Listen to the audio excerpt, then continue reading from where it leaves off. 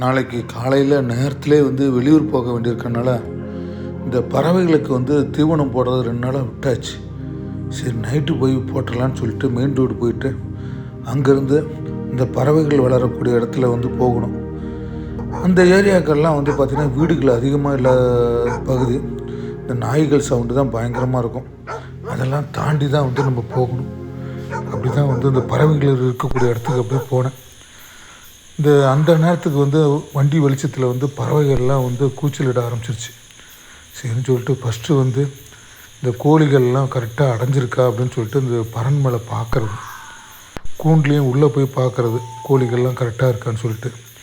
அப்படி தான் தேடி போகிறப்ப இந்த வான்கோழி எங்கே இருக்குதுன்னு சொல்லிட்டு பார்த்தோம். அந்த வான்கோழி அப்படியே இந்த செவுத்து மேலே ஏறி உக்காந்துருந்தது. சரி அதையெல்லாம் கொஞ்சம் பார்த்துட்டு, சரி பார்த்த தீனிலாம் இல்லை, தண்ணியும் இல்லை. சரின்னு சொல்லிட்டு அதுக்கப்புறம் தான் நான் போய் லைட்டை போட்டு விட்டு, அதுங்களையும் பசங்கள்லாம் வந்துட்டாங்க. சரின்னு சொல்லிட்டு கொஞ்சம் தீவனம் தண்ணிலாம் கொஞ்சம் போட வேண்டிய இடத்துலலாம் போட்டுட்டு, ஆனால் தண்ணி வர சுத்தமாக இல்லை. அந்த இருட்டு நேரத்துலேயே தண்ணிலாம் கொஞ்சம் விட்டு வச்சுட்டு, தொட்டிலெல்லாம் விட்டு வச்சுட்டு. ஏன்னா இந்த மாதிரி பறவைகள்லாம் வளர்த்துறப்ப வெளியூர் போகிறப்ப இந்த மாதிரி ஒரு சின்ன சின்ன பிரச்சனைகள்லாம் வரும். நம்ம நைட்டே தீவனம்லாம் போட்டு தண்ணிலாம் ஊற்றி வச்சுட்டு போனால் தான் அட்லீஸ்ட் ஒரு 2 நாளைக்காவது அந்த பறவைகள் தாங்கும்.